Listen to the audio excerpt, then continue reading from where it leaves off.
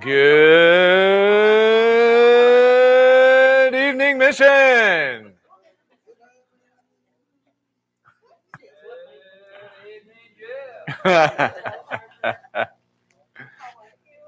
It's great seeing everybody tonight. Oh, Glenda's here.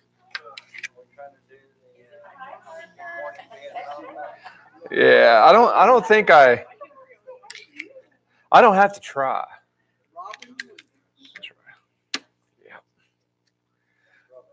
Yep, Robin Williams. Good morning, Vietnam. So, it's great having Dennis with us tonight, visiting with us. Relay, he says, related to Tony and Elsa. So, great having you. As we get started tonight, Paul, would you lead us in a prayer, please?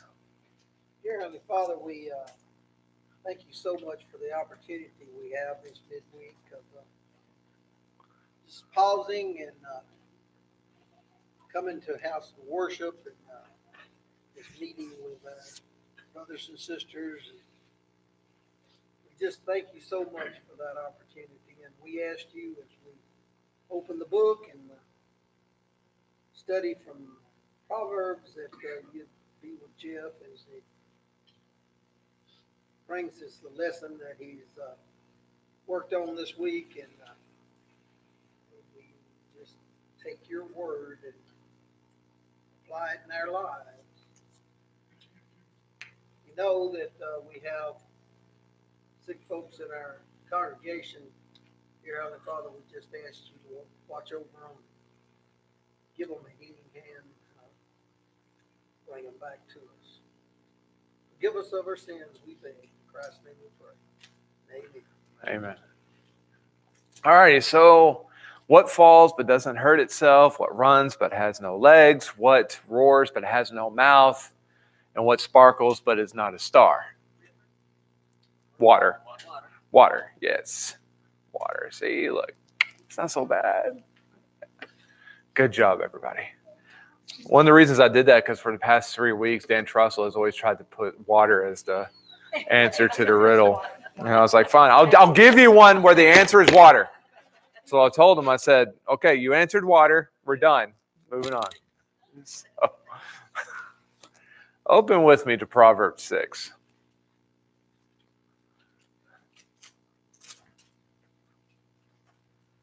Proverbs 6. Proverbs 6, we start getting some of the longer descriptions. And again, something that Proverbs just does very well is to give us the word pictures. You know, the imagery about what sin can do. And we get a good amount of that today. But we're also getting just various warnings against various sins given to us in blocks of descriptions. And again, the great thing about this is that it applies not just to what we might call spiritual things, but the idea of applying this stuff to every facet of our lives. As we found, with the morning class I talked about, it's like, some of the stuff you apply to business, and it's just, and that's what the Bible is. People have this reluctancy to study the Bible for various reasons. Some do it out of fear, some out of laziness, some out of just thinking that there's no way they can understand. It's lies. Because if we could take time to study the Bible, what we would find is that in every facet of life, everything that we get ourselves involved into, we can apply the Bible to it. And so we're going to get some of this stuff here today. In Proverbs chapter 6, verse 1, it says this. And now this first section goes from 1 to 5. It says, "My son, if you have put up security for your neighbor, have given your pledge for a stranger, if you snared in the words of your mouth, caught in the words of your mouth, then do this, my son, and save yourself. For you have come to the hand of your neighbor. Go hasten and plead urgently with your neighbor. Give your eyes no sleep and your eyelids no slumber. Save yourself like a gazelle from the hand of the hunter, like a bird from the hand of the fowler." Okay, what are we talking about? Water. No. What are we talking about? Being honest. Okay, that is part of it. That is part of it. Do what? Yes. If you give somebody your word, do it now. Don't give your body any rest. Don't give your eyes any sleep. If you put yourself in a position where you've given your word to somebody else, fulfill the vow. Jesus in the New Testament, in the Sermon on the Mount, will tell the people, let your yes be yes and your no, no. In other words, don't be a person of many great words, but instead be a person who speaks simply, and their actions are more powerful than your words. But we don't have a problem with that in the Valley, do we? Let's talk about, where can we apply this? Can we use this in business? Okay, how so? How so?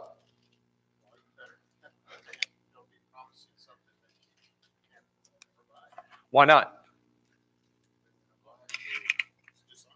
Okay, it's dishonest and it's bad for business. How important is your word in business?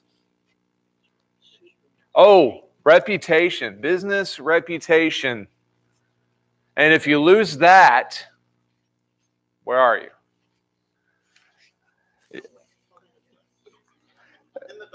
That's right. And that's what this is talking about. But it's not just about business. Okay, what about personal life?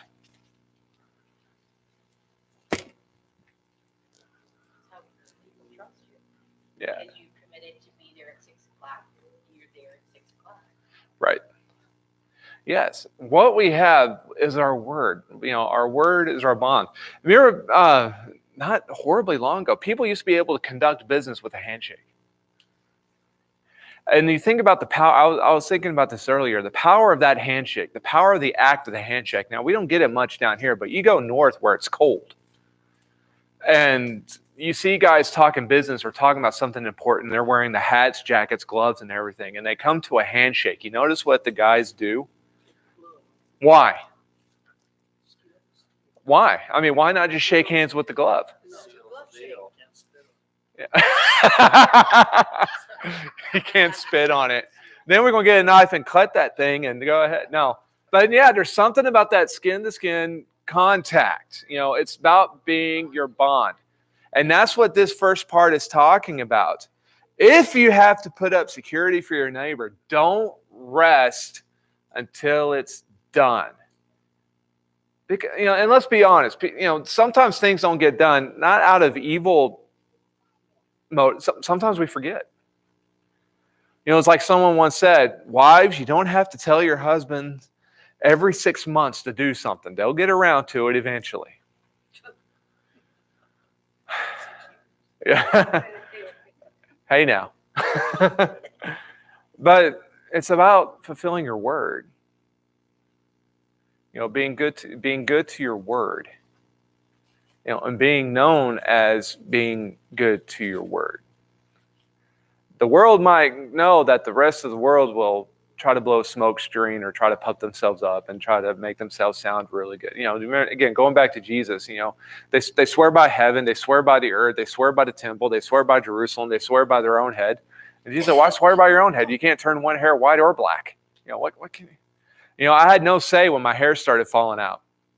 But I want to swear by my own head.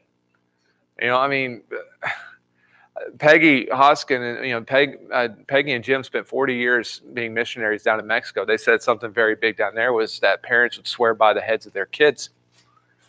That was very big. And I'm thinking, well, did anybody lose their children? I was like, no. So again, what was the point? That's the thing. What was the point? And that's the point of this. What is the point? If you put yourself in a position where you give your word out, fulfill it and fulfill it quickly. Okay. Question or comment on that? Huh? Oh, I thought you were talking about me. I thought you said Jephthah. Jephthah, yeah. Well, that's an see. No, actually, this does apply to that because here's the thing: did he have to make? If you don't know what we're talking about, story in Judges, God tells Jephthah, what is that? Jephtha, I think it is. Jephthah. So I'm never sure. Yeah. Okay. So before they go to battle, after God tells them, you go and you'll win if you obey me, okay, fine. Jephthah goes out and makes a vow and says, if you give me the victory, after he's already been told he's going to be given the victory, if you give me this victory, I'll sacrifice to you the first thing that comes out of my house. You know what the first thing that came out of his house was? It was his daughter. His only child. Then the people say, oh, how could God have da da da da da? Who made the vow? Did he have to make the vow? Did anybody ask him to make the vow? Was that even part? And again, this is we don't have to make vows. Let your yes be yes and your no, no. Anything remember what the rest of that phrase? Anything beyond that comes from the evil one. Think about political promises. Yeah. Okay. Anybody else on that one? Okay. I mean, I don't like talking about politics in my classes. We get enough of that through the rest of the time. But you think about that. People, presidential candidates have been making the same presidential promises since what? Since the first election. Yeah. Why? Because nothing's getting fixed. Why? Because if they fix it, they got nothing to promise. But yeah, you elect me, I'm going to fix this, I'm going to do that.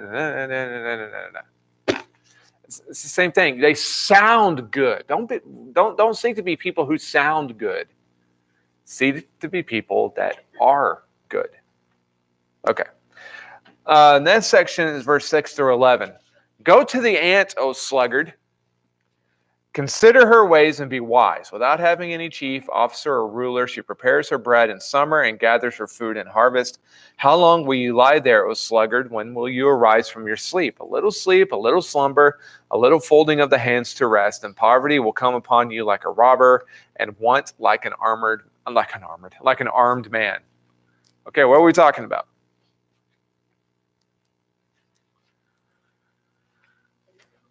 Laziness. Yes, we're talking laziness. This is a warning against laziness. In the Spanish class that I'm teaching, we're doing Genesis 1 through 3. And it's interesting, the book of Genesis, because you go back to the beginning. Even before sin came into the world, God still gave man a job. If man never fell, if sin never entered the world, there was still something that man is responsible for, and that was to taking care of the Garden of Eden. Isn't that interesting? Even in paradise, man still had a job. Why? How are humans if they have absolutely nothing to do? Okay, we're bored, and then what happens? Hey, Sherry, what did you always tell me about growing up in Glen Rose, teenagers and nothing to do? Yeah, her exact words were, there's nothing to do, so they break the law. I mean, why is that? I mean, not Sherry, but, typically guys, they would go boost a car and cruise, go cruise 67 and do all the other shenanigans. Why? Because we're bored. We'll do something productive. That's what this call is to do. Be productive. There used to be a saying in New Mexico, winter is officially over when the mesquite trees bloom. Well, I've noticed another pattern, and that is, winter's officially over when the ants start moving. Have you noticed that? I mean, you wait, and then all of a sudden those suckers just start going. It's like, okay, I guess we're done. And they go, and they don't stop until winter comes again. And getting the food for the next season. They're working, they're going, so that they'll have enough to eat. It is not good for man to have nothing to do. Where, they used to, it's not in the Bible, but it's an old saying, idle hands do the devil's work, or are the devil's workshop, however you want to say it. And that's what this is talking about. You work and you keep working. A productive person will have their needs met. And in society, and again, unless, not to sound like George Orwell's 1984, unless, your government's corrupt and all that type of stuff. If it's a free nation and you have your own way, a productive person will have their needs met. They'll have enough to pay their bills. They'll have enough to take care of their basic necessities. Once that's different. And we know that. We're mature enough to know the difference between a want and a need. You'll have your needs met. And that's what this is talking about. Benjamin Franklin used to say, early to bed, early to rise makes one healthy, wealthy, and wise. It's that same mentality of just being a productive person. Because we see them, people who are listless, people who are purposeless. It's kind of sad. I mean, they got nothing going. And they have no freedom, really, because it's all based on the generosity of others. But they have no inside purpose for themselves. God didn't design us to be this way. He designed us to have purpose. Question or comment on that before we shove on? That's why I love guys like Randy and Phil and so many other, like the guys who are getting our service group up and going. I mean, that's the idea. Some people who are retired or some people who might have more free time or whatever, someone else needs help, they're quick to jump on that. Why? It's because they're being productive. They're using the skills that God has given them and that they have developed and using it for some purpose. I mean, that's the whole point of it. The parable of the talents. We tend to focus on the third guy, but the truth is that the first servant had 5 talents, was able to gain 5 more. The second man had 2 talents, was able to gain 2 more. How did they do this? They were productive. And what was wrong with the third guy? He wasn't productive. So it's about being able to work with what we have been given. Okay.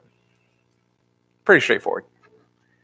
In verse 12 through 15, it says, a worthless person, a wicked man, goes about with crooked speech, winks with his eyes, signals with his feet, points with his finger, with perverted heart devises evil, continually sowing discord. Therefore, calamity will come upon him suddenly.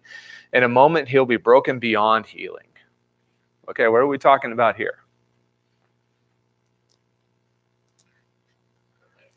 That's a good word. He's a conniver. Wow, I haven't heard that one in a while. What does it mean to be conniving? Always thinking of bad things to do. Yeah. Have you ever seen the guys on the stoop? I grew up in Southeast Dallas, and you would just see guys. They're out of work. Not much going on, and basically all they did was hang out at the storefront or hang on in the apartment building stoop and just hang out, and they're laughing at the people going to work, thinking that they got one over because they don't have to. They don't have to spend all day at work. They don't have to spend all day at the office, and but they got nothing. They got nothing going on, but they spend their time whistling at the ladies and making fun of folk and causing trouble, and that's the image I get when I read this. It's the worthless worthless person. Wow, doesn't everybody have worth? Then how can a person be worthless? They make themselves that way. What? They make themselves that way. No, surely not. Yeah, we do all have value, but we take our own value away by making ourselves worthless. Oh, the Bible is full of the subject of personal responsibility. It is up to us to maintain a value. God sees value in all of us. But what kind of value are we to the rest of humanity? Well, that's up to us. But what happens? Therefore, calamity will come upon him suddenly. Why? Because they continually sow discord. I love what a preacher said once. It says, of all the heavenly gifts that God gives us, we have to remember, criticism is not a fruit of the Spirit. Criticism, in its brutal form, is not a gift from God. But yet some of us wear it as a badge of honor. Sowing discord, and we're going to find out later, because God has more to say about this idea of sowing discord. It's not good. As being God's people, we are not supposed to be ones who sow discord among men. Now, Jesus will say in the book of Matthew, I have come to turn a father against his son, a son against her father, a mother against her daughter, a daughter against her mother, a son-in-law against her father-in-law, and the household pet against the masters. No, I just added that last part. And I'm here to turn the entire house against itself. I didn't come to bring peace. I came to bring the sword. So what's the difference? Is Jesus saying he came bringing discord? He knew that people that didn't accept him, it would turn into that. Ah, yes. He didn't come bringing the discord. The point is like once you add Jesus into a household, there's going to be people who accept them, people who don't accept them, and worse yet, they're going to have people who will turn on each other just because that they know Jesus. In fact, it happens, and it's not some distant past thing either. It happens in the 20th and 21st century. I remember I heard a guy talking about how he used to spend many years working in Russia. This was during Cold War, but they were working in Russia, and a young woman turned to Christ. She was ostracized by her entire village, and she was basically told, "If you don't leave, we will kill you." Is that her fault? All she did was accept Jesus, and they turned on her. That's what Jesus was talking about. But we as people are not supposed to be sowing discord among our brothers and sisters. Abomination. If I were to ask you, what sin does God consider abomination? What would you say? Oh, you are leading ahead. Nobody's falling for the trap. I thought someone would go, homosexuality. Yes, Will. Yeah. Homosexuality in the book of Leviticus is called an abomination. And it's funny because well, let me rephrase. People who have a belief in God will yell at them, what you're doing is an abomination. Do we realize that there's other sins that God calls abominations? What is an abomination? It's a great word. But what does it mean? Okay. Something detestable, something that was not even supposed to be. It's just something that it's something that was never even pictured in this context in the mind of God that man would do to man. It's an abomination. It's not just a sin, it's an abomination. It's kind of like in the Old Testament, they don't use the word abomination here, but you could have put that word in there very easily when God's talking about people sacrificing their kids, and they make the statement, that thought didn't even come into my mind. That's an abomination. If we do something that God didn't even think of, why would you even do that? So what are these? It says there are 6 things that the Lord hates, 7 that are abominations to him. Haughty eyes. What does that mean? Pride. Now again, picture what we were talking about earlier, the Christians yelling at the homosexuals, you are practicing an abomination. You need to be good people like us. Oh, haughty eyes. Pride. Looking down our noses at everybody else is just as much an abomination as homosexuality. Ouch! That hurts. What else do we got? A lying tongue. Think with me now. What is bad about lying? Don't tell me it's a sin. That's not. Why is lying bad? Okay, deception. Yes, Will. Okay, why is that bad? Okay, believe it's not the truth. Okay, why should we care what's truth and what's not? You can destroy people. What? You got to have a standard. Yeah. So the deception, so deceiving people, taking truth and corrupting truth, it's an abomination before God. What's some nicknames for the devil? Deceiver. How else can you say that? Liar, and not just liar, but he's the daddy. He's the father of lies. He's the paraphernalia of lies. He's the padre of lies. I can't say lies in Spanish, but he's the padre of lies. I mean, that's that whole thing. That's where they come from. When the devil first starts speaking in the book of Genesis, he's speaking lies and half-truth to the destruction of humanity. Lies do not come from God. In fact, they're an abomination from God. God gave us speech, God gave us voice, God gave us the ability to communicate. And in his mind, he did not give us the ability to communicate so that we would then lie to each other. Let your yes be yes and your no, no. Anything else comes from the evil one. Hands that shed innocent blood. That's an abomination. God did not create us with the idea of us killing each other.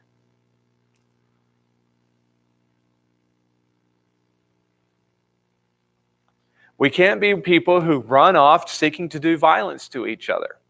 Now, obviously, this is not talking about defending yourself.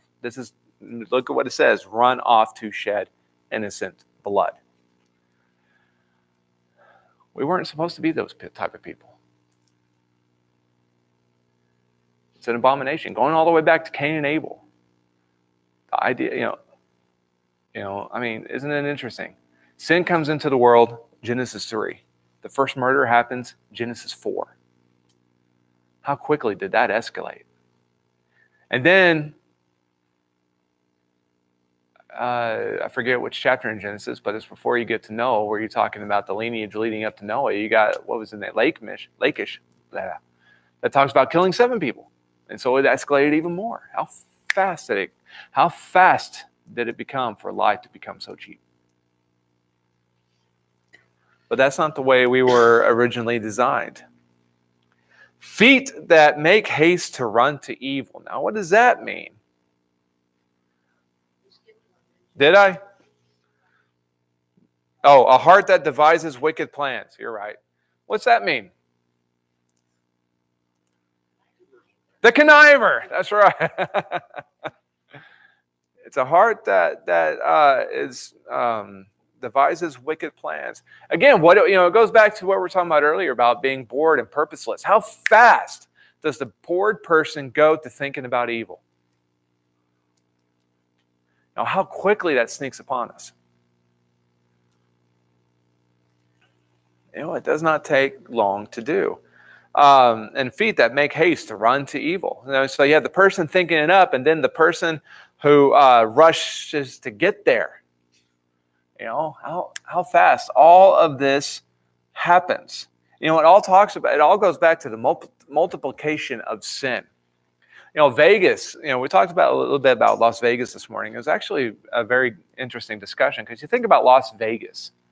Las Vegas was created by people, it was founded on mobster money, but it was created by people who were running businesses that set up these big old resorts. And they're very hard, like it or not, they're very hardworking people. Masters of industry are hardworking people. But then you think about something. Is the only thing that Vegas offers gambling? Some of the biggest Christian churches are Yeah, some of the biggest Christian churches are there too. But I'm talking about sin-wise. there. Oh, Is the only thing that Vegas offers is gambling? no, I think other things will. Other things. Why is that? In the city of Nineveh, was their only problem idolatry? Where there were things that go along with idolatry. Sodom and Gomorrah, was their only issue homosexuality? Why isn't that we can't just have one sin? Go back to Genesis 3. Look at how fast. Sin comes into the world. Sin comes into the world, quickly followed by shame, turning on each other, and lying. Why isn't that we can't just stay with one sin? Yeah, sin multiplies faster than jackrabbits. You can't just stay with one. It will multiply. It will grow. And that's its nature. It is sin's nature to destroy. It's an abomination for the heart to come up with wicked plans, and it's also abomination for feet that make haste to run to evil. It's an abomination because once it starts going that way, it will not stop. God flooded the world. Why? Because every inclination of man was bent towards evil. Every single one. But isn't it interesting also? It's an abomination to have feet that rush off to do evil. But it's also one, the fruit of this verse. It's part of the armor of God to have feet fitted with the readiness to pursue righteousness. The question is, what shoes are we wearing? Are we wearing our shoes to run off to wickedness, or are we wearing our shoes to pursue righteousness? I always think of this as when I don't know if you ever seen that commercial about when people retire and they have these dominoes. It's hitting one, but the other one's bigger. Yeah. That's what I think with sin. It just keeps hitting a bigger domino. Yes. Yes. Sin multiplies. That's its nature. It allures us. We're going to talk about the alluring woman here again in a minute, but it's that same idea. She allures us with sin, but in the end, it's going to cost us everything if we're not careful. A false witness who breathes out lies. Again, going back to that discussion we had about lying. It's an abomination for us to speak lies to one another. That's not the way God created us. And here we go. An abomination. One who sows discord among brothers. Aren't we glad we don't have this issue in the church? But when the church does have this issue about sowing discord among the brethren, that is an abomination. We are not supposed to be ones who sow discord. Book of Proverbs also teaches us, as iron sharpens iron, so one man sharpens another. We're supposed to feed off each other. We're supposed to help each other grow. We're supposed to talk things out and try to go for a deeper understanding. Yes, but what we do not do is that we do not on purpose sow discord, sow hatred, sow jealousy, sow hardship, sow arguments and frustration among each other. That's a big old no-no. It's not the way it's supposed to be. And so these are abominations to God. Question or comment on that before we continue on?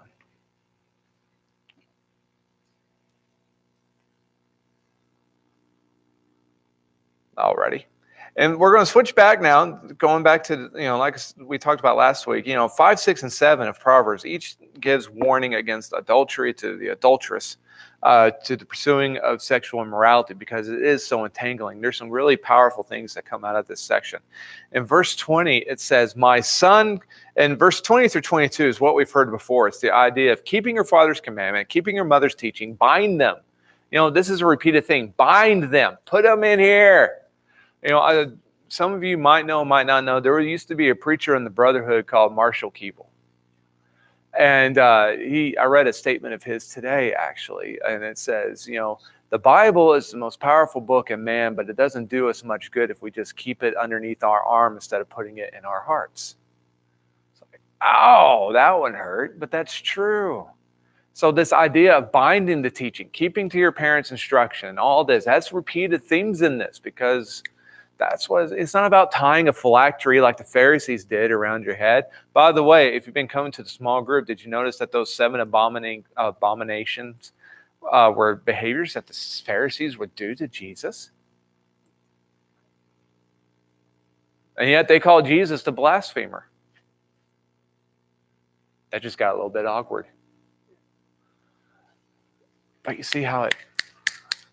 But they would tie these boxes around their head that contained scripture, because the Bible told us, bind these things to your forehead.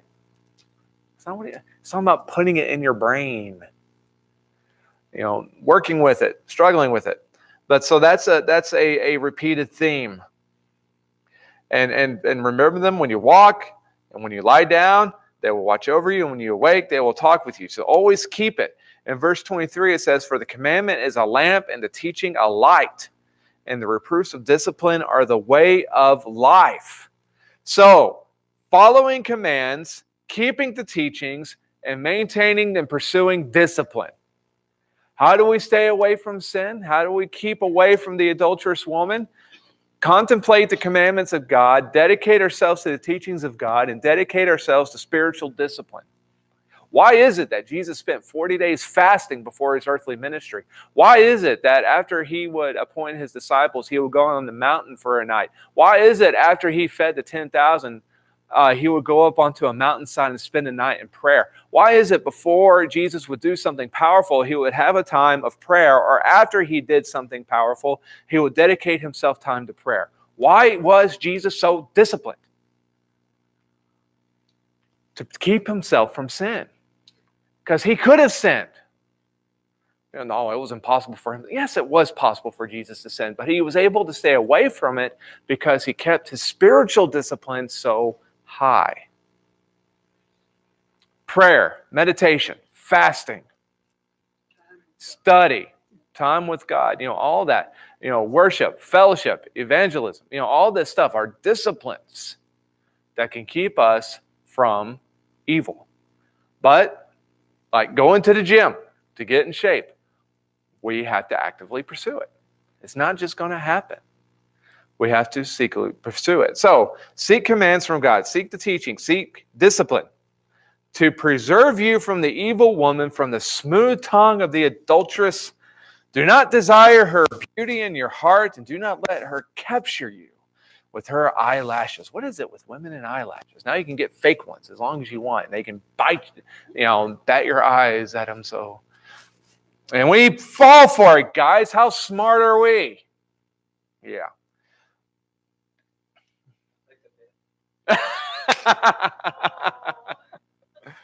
So stay away from it. Don't desire her, and don't be captured by this stuff. Why? Verse 26.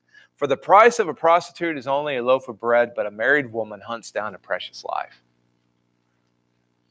Basically, what do we want? What are we looking for? Are we looking for a cheap relationship with somebody that we could just buy for a piece of bread, or are we looking for something more lifelong?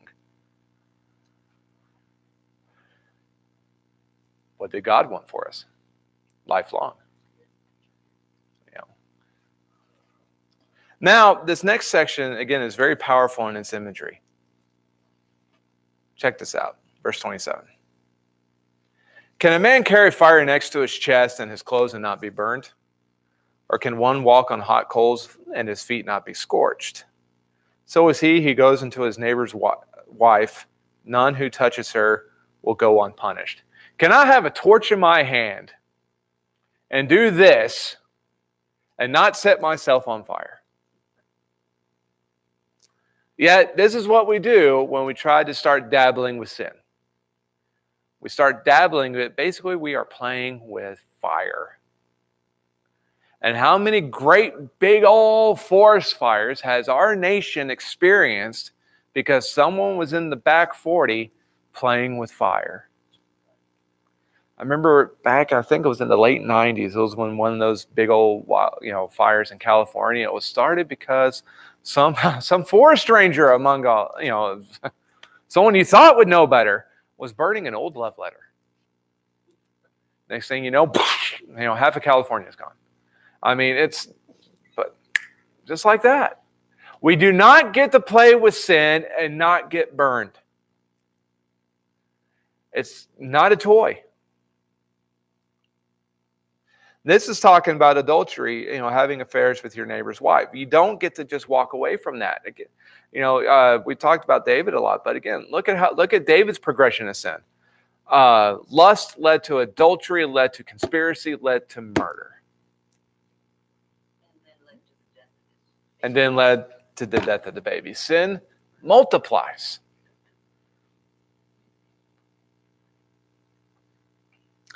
That's its nature. People do not despise a thief if he steals to satisfy his appetite when he is hungry, but if he is caught, he will pay sevenfold. He will give all the goods of his house. He who commits adultery lacks sense. He who does it destroys himself. He will get wounds and dishonor, and his disgrace will not be wiped away. For jealousy makes a man furious, and he will not spare when he takes revenge. He will accept no compensation. He will refuse thought from multiplying gifts. the price of adultery, the price of sin is heavy. And that's what this last part is about, is that it's a heavy price. Just like the person who steals, they're going to be punished. Somebody is starving. If something turns up missing and you're like, well, they're probably starving. But if you actually catch that person, and still in certain parts of the world, you can only get caught stealing twice because you run out of hands. That's, regardless if they feel sorry for you or not, there you are. But the one who tries to steal someone else's family, it will destroy that person and also the person who's committing the adultery. It will cost them everything. It will cost them their wife. It will cost them their kids. Based on what kind of position they have, it might cost them their career. Based on how small a community is, they might have to move. It might cost them their home. It could cost them their reputation. It can cost so much damage, all trying to satisfy a little itch. The fluttering eyes of the eyelashes. Stay away from the house of sin. Then, if there's a jealous husband involved, then you just multiply your problems some more, because you won't be able to talk to him. He will accept no compensation, and he might even kill you, which has happened in the South. I don't know if it happens in the North Country, but these types of things would happen in the South. Man walks in on things going on with his wife and another man, he would grab the gun and solve the problem himself and get away with it. Yeah. That's the damage. That's the damage of sin. As followers of God, we have to remember what the damage of sin is. We got to remember the dangerous nature of sin, the nature of sin to multiply, the nature of sin to cause damage, the nature of sin to hurt us, to hurt our loved ones, and hurt everything else that our lives are touching. It can burn it all down. That's its nature. It's not fun. She might look pretty on the surface. It's a sham. In Greek mythology, you had the sirens. Remember what the sirens were? Greek sailors would be on their ships in the Aegean Sea. And they would see these ghost women singing to them. Very beautiful songs. And guys being guys and guys being stupid. They would see the beauty and hear the beautiful song, and they would want to go and investigate. And so they would follow the ghost woman singing the beautiful song right onto the rocks, and the ship would sink and they would all drown. That's what this is describing. That's the nature of sin. That's what temptation is. It's not, the fun of temptation lasts about that long, and then we have to live with the consequences. This is its nature. And we have to be aware of it. Proverbs, the book of wisdom, to get us to finally realize what the danger of temptation and sin actually is. Sin only has one nature, that is to destroy. The wages of sin is death. Not because God just doesn't like sin, but because sin will strike down every good thing in our lives. Earlier, we in this chapter, there was the word or the idea of corruption, a crooked speech. And another version, it says, watch out a corrupt person. Corruption. It's an interesting word because corruption can mean something that's evil, but also a dead body as it starts to rot. It's covered in corruption. It kills you from the inside out. Again, this is what sin does. Sin hardens the heart. It kills us from the inside out, where we just stop caring. But it kills us in so many ways. Not just our relationship with God, but it also damages us as individuals. We just don't get to play with sin and come out of it unscathed. May we be the type of people who pursue godly wisdom and stay away from the temptations of sin. Anybody have any last questions or comments?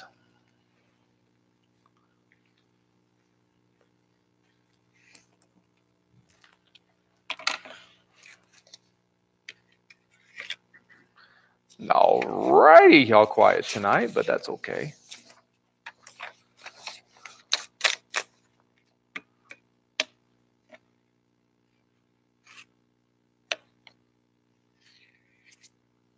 I'm glad to see you. Even though you aren't bounding with energy, it's okay.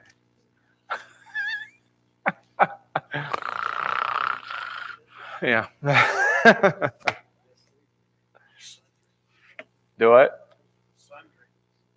Yeah. Felt like 109 today.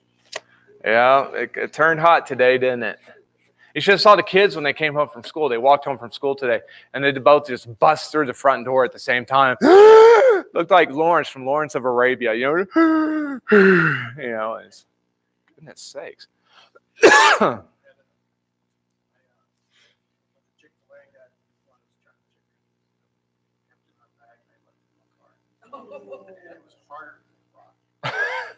It baked it more. No water in that. That sucker is not moist.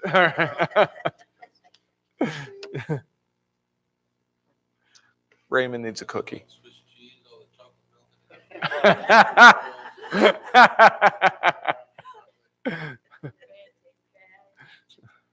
That's money well spent right there. Well, we'll go over our prayer list and see if there's anything we need to add. Lisa Jo Coronado asks us to remember Cecilia Garza, prayers of thanksgiving as my mom's results were good, and continue prayers as she has further tests. David and Diana Williams, safe Thanksgiving for safe travels home. Nick Larson, that's from Michelle Cloud, prayers for healing as he is a pole vaulter and had a major accident in track. Many ways that could have happened. Letty Leal, prayers for healing as she is fighting cancer, also from Michelle Cloud, and also remembering Trooper Sanchez, prayers for healing as he's still in the hospital. Ram Munoz, prayers for healing as he continues his treatment and will be going to MD Anderson on Wednesday and Thursday. Prayers of strength for Dora as she continues to be his strength. Joanne Vanjie Martinez, Sabrina Sarah Garza, prayers for healing as her cancer has returned. Remy asks us to pray for his family. Flint Wanner, prayers of service, safe service and return as he's serving in Iraq. And Randy for pursuing his life with the Lord. Is there anything that we need to? Yes, sir, Gus.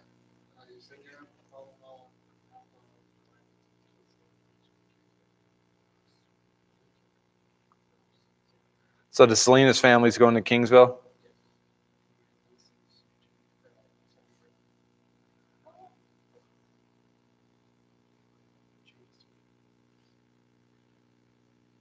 Cool. Anybody else? Yes. The persecuted church, I almost daily on Facebook. I don't hear it on the news, but I read of situations where, especially in Nigeria, Yeah.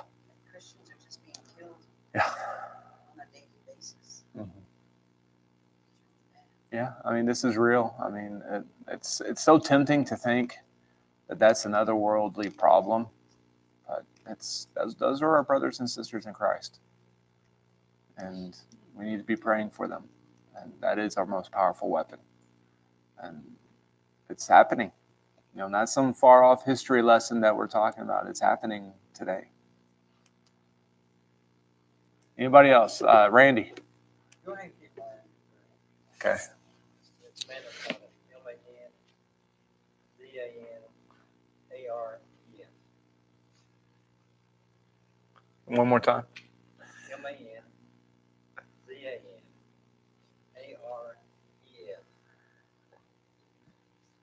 Manzanares.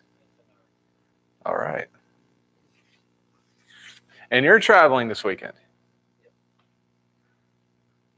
Well, you know, don't want to wear out your welcome. That's right.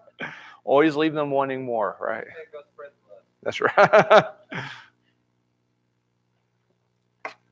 Anybody else? Mother's Day is this Sunday. You got anything else going on this weekend? Gab, is the Gab this weekend? Not yet. Not yet.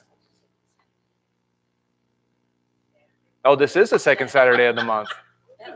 Not until then. Wait a It minute, is Saturday. Your move was late Saturday, so. That's right. It is. I was thinking we had another week yet. Not in May. Yeah. So Gab this weekend. So remember your mamas. Okay, that was weird. I said, remember your mamas, and you start patting her head.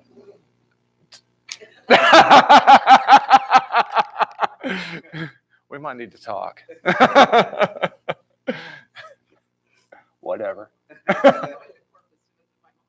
Okay.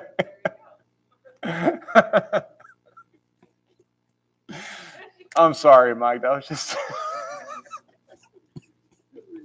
No, it was just a big old hand. Just. I don't care. Leave me alone. It's great seeing everybody here. We hope that you have a fabulous weekend. So if you will join me in prayer, we'll wrap this up. Dear Heavenly Father, we thank you for this wonderful day that you blessed us with, and we thank you for the time you have given us to be together. We ask that you be with us as we walk with you, as we seek to pursue your godly wisdom and also your discipline, that we may stay away from sin and temptation that is always there to try to encroach upon our lives. We pray that even if we fall, we may seek out your counsel and your wisdom and your forgiveness and continue back on and not reside ourselves to staying away from you, but always seek to pursue you. We ask that you be with those who have asked for our prayers. We thank you for your Son who died on the cross, save us from our sins. In Jesus' name, amen.